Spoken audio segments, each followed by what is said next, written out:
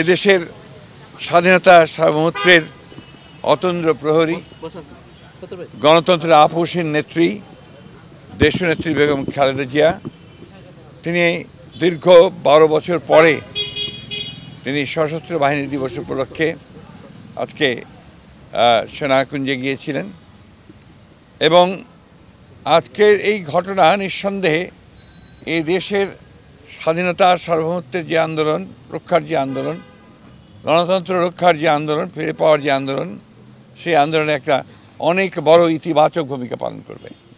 আমি আন্তরিকভাবে ধন্যবাদ জানাতে চাই বাংলাদেশের দেশপ্রেমিক সশস্ত্র বাহিনীকে, সেনাবাহিনী, বিমান বাহিনী এবং নৌবাহিনীর অধিকর্তাদেরকে, কমান্ডারদেরকে, যারা চিফ আছেন তাদেরকে ধন্যবাদ জানাতে চাই।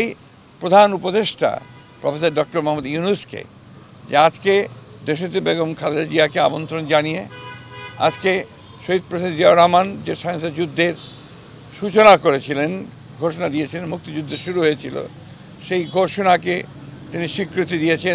মাঠের অলরাউন্ডার আমি, আর ঘরের অলরাউন্ডার টাইলক্স।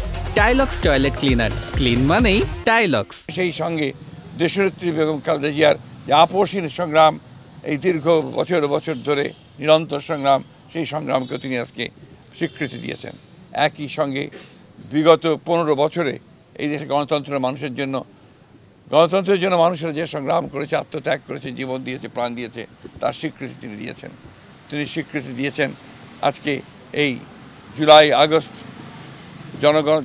জনগণ এবং ছাত্রদের অভ্যুত্থানের মধ্য দিয়ে যে প্রাণগুলো চলে গেল, তার স্বীকৃতি দিয়েছেন এবং এই গণ অভ্যুত্থানকে তিনি স্বীকৃতি দিয়েছেন।